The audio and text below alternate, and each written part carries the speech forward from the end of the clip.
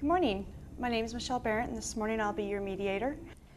Today we'll be discussing a dispute between Gloria and Sherry, and I also noticed that Gloria, you brought your broker Tom with you, and Sherry, you brought your broker Joe as well. I appreciate everyone's time in this and willingness to invest in this process. So shall we get started? Yes. Welcome. My name is Chris Schreiber, and you've been witnessing the start of a mediation session between several agents and their respective brokers. As you may or may not know, the National Association of Realtors has made it a priority to offer mediation as an alternative to arbitration. Your 2009 Idaho Leadership Academy class has taken on the challenge to produce this video just to give you a basic introduction and an overview to the process of mediation, the what, the why, and the how. So what is mediation? Mediation is an alternative dispute resolution process that's offered to you prior to going to arbitration.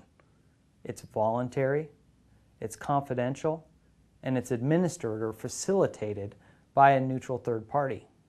Now, mediators are often fellow realtors that have training, experience, and an understanding of the process. But they're not a judge. They're not going to make a determination of who's right or who's wrong. And the process of mediation is not about making decisions for the parties, nor is it a free discovery process.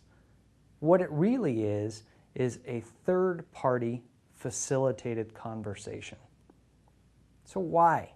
Why would you mediate? Well, the process of mediation has proven to be extremely successful.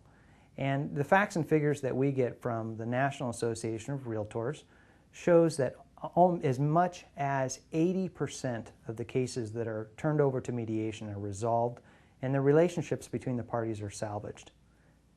There's a few key points or a few key benefits about mediation, and we can narrow those down to speed, cost, relationship saving that we mentioned, and the flexibility of the process and resolutions thereof.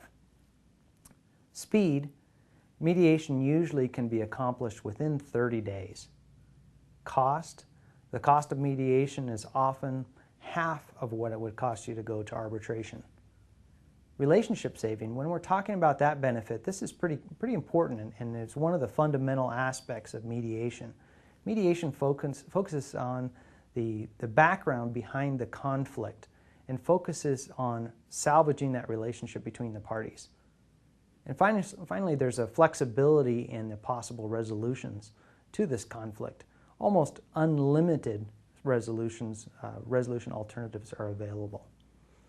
But mediation isn't always the answer, and arbitration certainly plays a very vital role in our industry. So let's talk about a few of the similarities and the differences between mediation and arbitration. First off, both processes are entirely confidential. Mediation, as we mentioned, focuses on salvaging the relationship. Arbitration will lead to closure, albeit it might not be the closure that you wanted, but it will lead to closure, whereas mediation may still lead to arbitration. As we mentioned, both mediation and arbitration involve a neutral third party. In the mediation setting, it's usually one individual. In the arbitration setting, it's usually three or more. Now, here in the state of Idaho, we do have a system in place.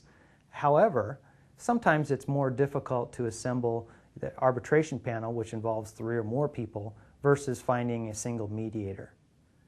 We also mentioned the expense line, or the cost of both processes.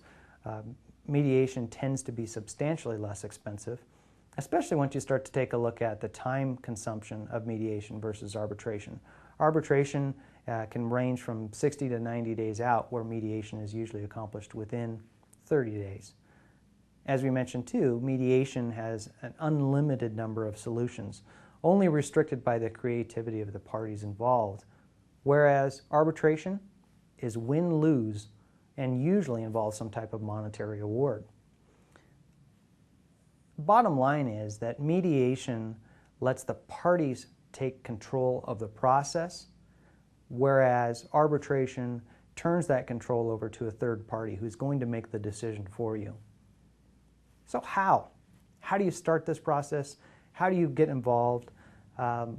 Let's say you're out there in your daily practice as a real estate agent and a conflict arises. You've heard about mediation. Where do you go from here?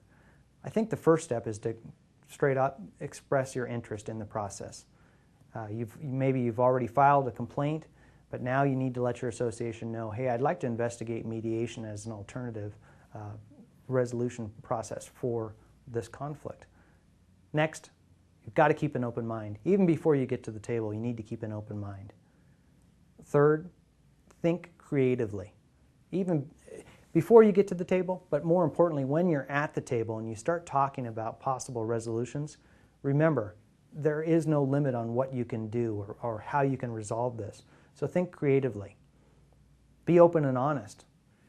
If you're not willing to come to the mediation table and be open and honest about your side of this story, then you really shouldn't be there. That's a key element in this process. And fifth, you've got to listen. So you're sitting at the table, there's going to be a time when you're going to be listening to the other side. Spend that time and listen. Try to put yourself in their shoes. But even, you'll be given your chance to speak, so you want them to give you that same level of respect and listen to you as well. I think there's a few proactive steps we can take as individual agents, but then also as associations to promote mediation. First, I would contact the Idaho Association of Realtors and find out about training opportunities to get some of your members trained to be mediators. Next, follow the guidelines that are established by NAR for the process, and whenever possible, report back your successes and your failures in the mediation process so that we can compile more data on a national level, and with that information we can get this process adopted more and more. If you're looking for information on the process itself or on case studies, check out realtor.org.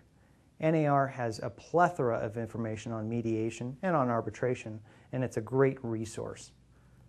And finally, if you have the opportunity, practice a mediation. If you can find time at the end of a board meeting or a general membership meeting there in your local association, bring in a mediator and let them practice, for 15 minutes, maybe 30 minutes. Let them practice in front of you, in front of the board, and it does two things. One, it gives them practice, and more practice will make them more efficient, make them better to do to do their job. But then also, it gives some exposure to your other members that maybe haven't seen a live mediation before.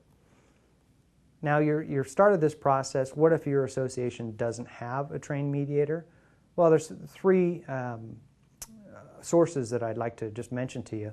One, oftentimes you'll find out that your adjacent association does have a mediator that's available. Two, there are a number of private mediator contractors that are out there that work with our local court system here in the state of Idaho. And third, there are a number of mediation organizations that offer training and that keep records on their membership and people that might be available to mediate in your area. So to wrap this up, I'm going to ask you a question. Why mediate? Well, my answer is pretty simple. Why not? Mediation is proven, it's cost-effective, it's successful, and it preserves the all-important working relationship of the parties involved. So on behalf of your 2009 Idaho Association of Realtors Leadership Academy, I'd like to thank you for the time that you've given us. We hope that you find this introductory video informative, and we hope that you're able to use this video in your local association.